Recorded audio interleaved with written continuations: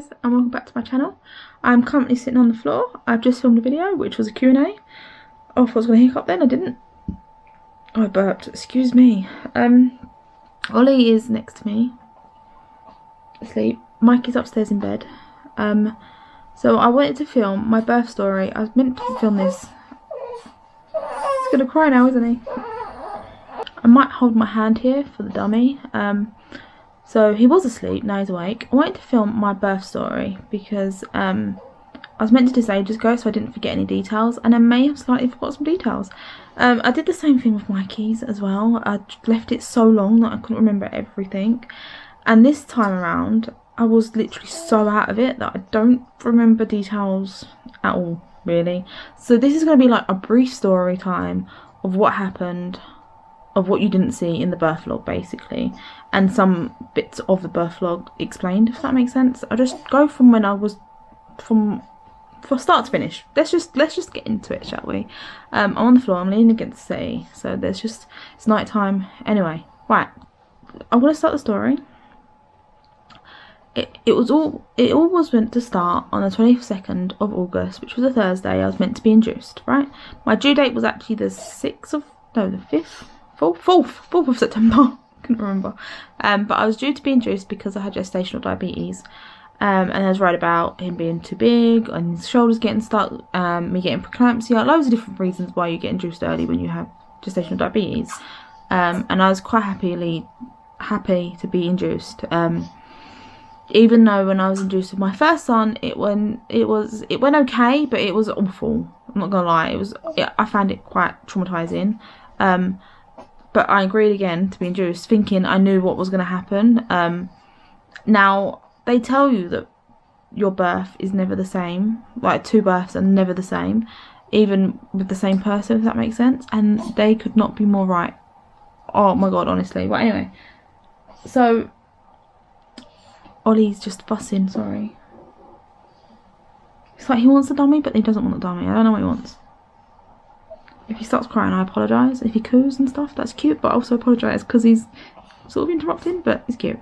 And that was random and on a tangent. But yeah, so I was patiently waiting. Like they said, they'll call me from 8:30 in the morning up to 11:30 in the morning, like between that 3-hour period.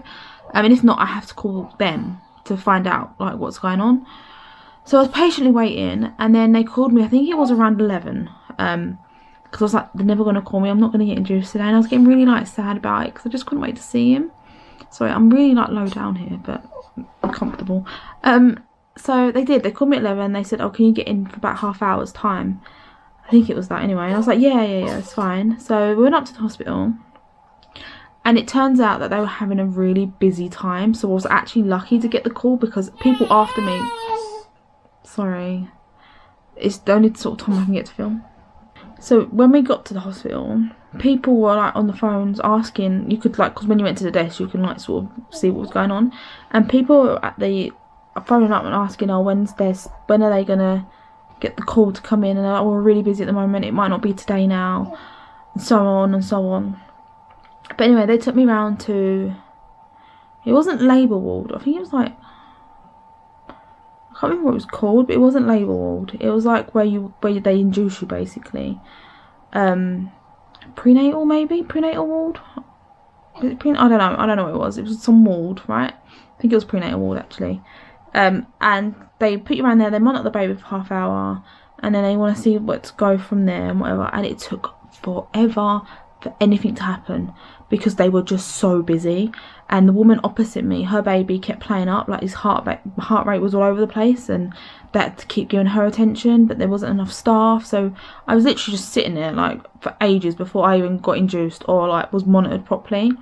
But then Ollie was monitored. So I should say the baby, because well, Ollie, it's all about Ollie, aren't we? Ollie was monitored for half hour. Everything was well. She checked, and I think I was 1 centimetre dilated. So they was like, right, we're going to do the pessary. I can't remember what it's called, but it's basically a pill. It sits on the inside of the cervix, and it's meant to help you dilate. Well, it's meant to soften your cervix, help you dilate, maybe make your waters go, all sorts of things. But oh, it's a 24-hour pill, or was a 12-hour pill. one of those pills. They take it out within a certain time period because it can't be in for too long, if that makes sense. So they inserted that, and I started getting crampy feelings a little while later. I feel like it worked quicker than it did before with Mikey, although they gave me the 6-hour one before, which was a different type of medication. But it sits in the same place. It's a very similar type thing, just in the cervix. So it got later and later, and it was probably about 6 o'clock in the evening. My parents came up and bought us some dinner because we'd just been sitting up at the hospital doing nothing for so long. So we went down to have some dinner, but I was contracting at this point, and they were very irregular, but and they were like quite frequent, but they didn't last very long, and they wasn't too painful at that point. So I was actually downstairs eating my dinner, contracting, and then we went back upstairs, and I was like contracting really fast, but they still weren't long enough. So they checked me. She was like, right, well, you're 2 centimeters. We can break your waters. So that will be the next step. We'll break your waters. We're just waiting for a bed and labour ward. So there was no room at all. So I was on prenatal ward, and they couldn't do anything until I was at labour ward now. So we was waiting there, and like come Friday, I can't really remember what happened, but like between then and like Friday night, like 2 women went in before me. One woman was screaming opposite me because it was a 4-bed ward. The woman sort of diagonally across, she went, but she came in before me. She went because her waters went. And then a little while later, the woman opposite me, she was screaming in agony, and they checked her and she was fully dilated, so they had to rush her around to labour ward. I don't know if they found a bed or whatever, but apparently, because we asked afterwards, we was like, what happened with that woman? And apparently she gave birth on the bed that they didn't get to transfer her properly, that she was in the room. She gave birth in the labour room, but not on the labour bed, if that makes sense. It's just they were too late. They didn't realise, because apparently she sorry, my phone I got a text message. Apparently she said that she told them. I didn't hear her tell anyone. We just heard her like really crying and whimpering. So yeah, but she was obviously in a lot of pain, and where we were was everyone was being induced, so I don't know how much pain she was in. I don't know what medication they gave her either, to be honest. But anyway, and I was just like, when is my turn? Like, when is it going to be my turn? I thought my baby would have been here by now. I'd been in there since the day before, early morning, and it was getting later and later Friday night. And I was like, getting paranoid they were going to send me home. And even my mum was like, they're going to end up sending you home. Because what happened as well, sorry, I missed the part. What happened on the Thursday night that I went in, because my contractions became so irregular and they were coming too fast, basically. And I think because they were coming too fast, they didn't have space. They were like, we need to slow these down.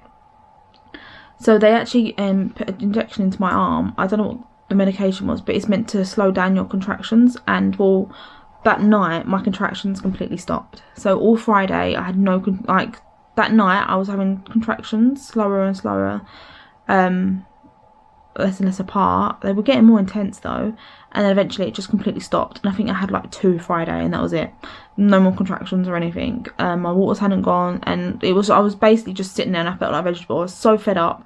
I was like, I just want to go home, but at the same time I didn't want to lose my place in the queue. It was like a queuing system, honestly. They can't help it, it's really busy, do you know what I mean? But then these 2 women went in before me. I was like, if anyone else comes in after me and goes in before me, oh my god. I was like, have you ever seen that episode of Friends when Rachel was like, I'm next? And people keep going in before her. I was basically Rachel in this situation. People were going in before me into the labour ward, and all I was waiting for, because my contractions had stopped, but I was 2 centimetres, all I needed was my waters to be broken. And they can do that if you're 2 centimetres. So I was just sitting there basically like a vegetable, eating horrible hospital food. But it got to like, I don't know, 10, 11 o'clock at night, Friday night, which was the 23rd. And they were like, yes, we have a bed for you. And we was like, we really thought she was going to say, because we kept asking, is there any room yet? Like, what's going on and stuff like that. And it honestly felt like such a long wait.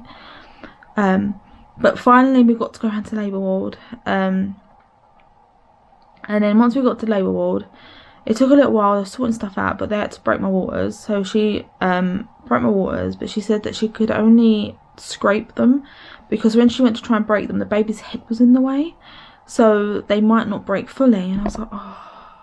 And I did leak a little bit, but then when I stood up, I sort of started not gushing as such, but they were really leaking. I was like, well, they're really going now. And I was like, oh, we're gonna wait for your waters to see if they pick up your contractions, so give it an hour or something like that. They didn't even give me like 30 minutes, and they were like, we're going to put you on the hormone drip. And at the time, I didn't think much of it, other than if they put me on the hormone drip, I want an epidural, because I was on the hormone drip last time, and it's meant to make labour 10 times worse than natural, more natural. Like, natural is vaginal, or like birth, but like without medication, if that makes sense. I think you know what I'm talking about. But yeah, I was like, well, if I would go on this hormone drip, then I want an epidural, because I remember last time, when I had the epidural, those contractions when the epidural started to wear off was so bad. I was like, I know I'm not going to be able to do it without it. So I was like, alright, well, we'll organise for the anaesthetist to come round to give you epidural, and then we'll put you on the hormone drip, which I agreed to. That was fine.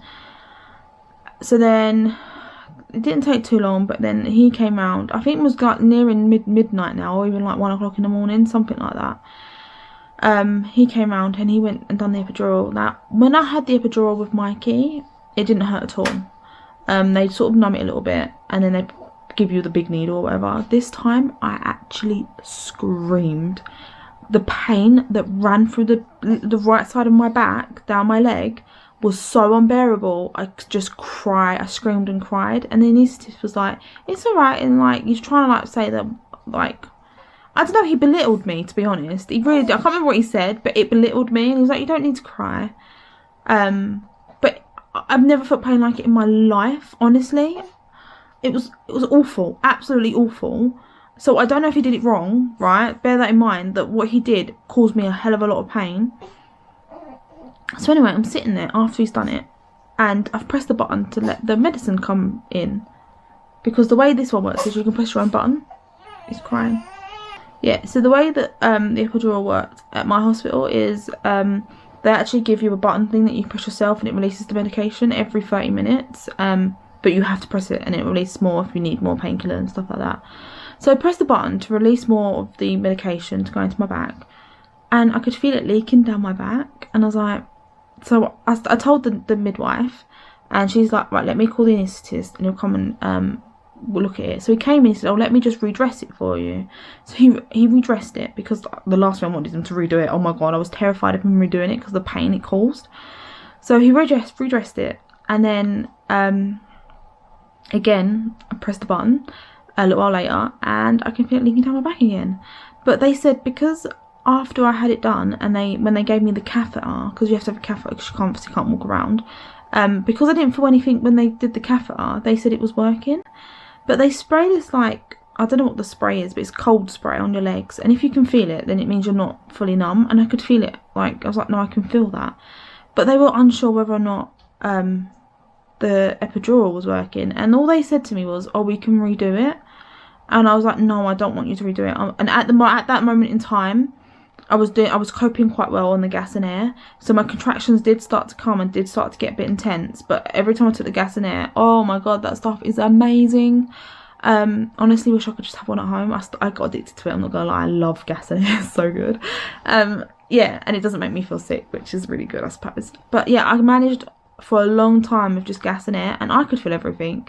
And they did get more and more and more intense, these contractions, to a point where the gas and air didn't even work, and I could feel everything. I was pressing this button, I was started to scream. It was like a murder scene. I'm not lying. I actually have traumatized my sister, and I think Mike was very traumatized too. It was a very traumatic birth. So like, I can't remember exactly what happened, because like I was in so much pain, I can't remember it very well. But from what I do remember, I remember every contraction that came, I screamed, because it just took my mind off it for that brief second. And I mean like a proper brief second. I was squeezing Mike's arm and squeezing my sister's hand, but Mike's arm had like all scratch marks all down it. At one point I grabbed him, and I think I almost grabbed his kidney, because the way I grabbed him, and he was like, what's she doing, trying to steal my kidney? But he didn't. He was so good, and I don't think anyone really knew how to help me, but I was basically begging for help, because I was in so much pain and agony, all because this bloody epidural didn't work. And they just like was like, we can redo it, and I was like, I can't even sit still. Like, there's no way they're going to be able to redo it anyway, even if like it gets to that point. No, I don't know how long I was in this agony for, like this uncontrollable agony. I have a feeling it was probably about 3 hours. It may have been slightly longer, but as I said, I don't know when pain got so intense that I was like, I'm gonna die. I honestly thought I was gonna die. I was like on my hands and knees at one point, and they were like, you've had the epidural, you can't move. And I was like, I can feel everything. And I'm telling these people, like these, I don't know if they were midwives or whoever was there, because I had my eyes closed most of the time trying to cope. But yeah, I was fidgeting like something, like nobody's business. My monitors kept falling off. At one point, apparently my cannula nearly ripped out of my hand, where I was so fidgety and just trying to stop this pain. I couldn't stop screaming. At one point I tried to get off the bed because I wanted to just squat, and they're like, you can't get off the bed, and my sister and Mike were like listening to them, and they were trying to stop me, and I just went, move, and I pushed, I don't know if it was Mike or my sister, but I pushed one of them out of the way and got off the bed, and I was standing by the bed, and actually it didn't help at all. It made me feel a lot worse. But I was trying to squat because I was like, oh my god. And I remember after that I was laying on the bed and I was trying to push. I didn't know how far I was gone, or I didn't have this, I never got the urge to push either. But I remember like hearing that if you push, the pain goes away. And I was like, I wonder if that will happen. So I pushed and the pain went away slightly. And my sister was like, are you pushing? And I was like, no. And I was pushing. And she's like, Casey, you sure you're not pushing? I was like, yeah, no, I'm not pushing. And then the midwife kept saying, have you got the urge to push? I was like, no, I've not got the urge to push. And then I was like still like faffing around, and I was honestly, I probably was fully dilated for a little while and not realised, because I never had the urge. But she managed to, I think it was the doctor at this point went to look. She said, let me see how far along you are. And she kept moving my leg and I kept moving it back, but I was in a contraction at the time, and every time she was touching me it was making my contraction worse. And then I just shouted at her and I was like, will you stop doing that, you're hurting me. And then my contraction went, so I let her look and she went, oh, you're fully dilated, you're 10 centimetres. And then apparently I didn't see this because I was not looking at anyone. I was like literally having my eyes closed. My sister started crying and Mike looked at her and went, no. Because he thought if I saw my sister cry, I would get more upset. But I don't think, to be honest, I wouldn't give a crap. Because I just wanted this baby out of me. But as soon as she said I was 10 centimetres, my sister pulled her eyes out. And then she stopped because of Mike. But like, I just started pushing. I was like, that's it, I'm pushing. So I tried it first and she was like, no, wait. And she was putting her gloves on.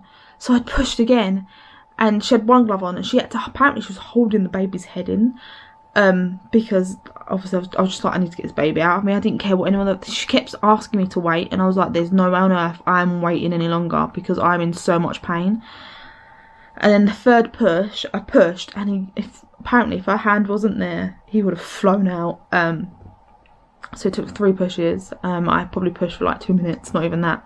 And he flew out. But the relief of like, it's really weird. I want to go into TMI a little bit. Sorry if you're squeamish, but like, I was pushing him, and as I was feeling him come out, it was like, it honestly felt like a massive poo. Like when I had Mikey, I had the epidural, so I didn't feel anything, and I was only pushing for 40 minutes with Mikey, which isn't actually that long. At the time, it felt like forever, and like, I was never going to get him out. But no, it wasn't actually that long, 40 minutes. But with this time, because I was so worried about it being 40 minutes like it was last time, I pushed so hard that he did fly out. So I didn't have to I didn't push for long at all, really. So I had like my try push, and then I had like a push, and then I had a push, and he just flew out. But yeah, she only had one glove on, and she was just putting the other glove on as he came out. My sister had to help her put the glove on because I didn't wait for anyone. I didn't listen to what she was saying, and that could have been dangerous, it could have been hazardous, but honestly, I was in so much pain, it needed to stop. and it felt like a massive poo, which is really weird, I suppose. And then, like, because I had the epidural of Mikey, I didn't feel me giving birth to the placenta either. This time I felt me giving birth to placenta, and that felt really strange. And she had to stitch me up, but I think before she stitched, I was on the gas and air when she was stitching me up, which helped. So it wasn't too painful, because I did tear, the 2nd degree tear with Ollie. And I remember he was just on my chest afterwards, but I just think, like, there wasn't that, like, straight away instinct like I had with Mikey.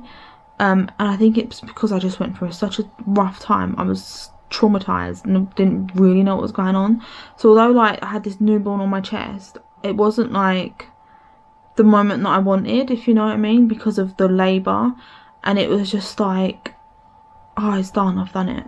That's all I felt. Like, I felt so, like, almost emotionless, to be honest, which is kind of really sad. But with Ollie, I was able to breastfeed in the hospital, which was a really proud moment for me, because I couldn't do that with Mikey. But I did succeed with Ollie for a couple of days, and then decided not to breastfeed anymore. So that's a good part of the story. I didn't want it to be like such a sad story, but yeah. Basically my epidural failed, and it was really painful, so I don't think you did it right, to be honest. Yeah. Oh, at one point as well, just before they found out I was 10 centimeters, I was begging for a cesarean, and I am petrified of, not petrified, but I'm quite scared of a cesarean. I didn't really want a cesarean because the thought of it, like open surgery, just, it scares me a little bit. So, like, that was never in my birth plan ever, unless obviously it's an emergency, then, you know. But I was actually begging for a cesarean. I was like, get this baby out of me. And then, like, shortly after that, they said I was 10, so then I pushed him out. But yeah, that's everything, I believe. There's not much time frame because I don't really know what all happened and what was going on. If you have any questions, please leave them in the comments down below. If my sister watches this and remembers any other details, then she can maybe let you know what maybe she could do, like, her point of view, because she was one of my birth partners. But yeah, thanks for watching. If you want to see more videos, please subscribe, and hopefully I'll see you tomorrow in my next video. Bye guys.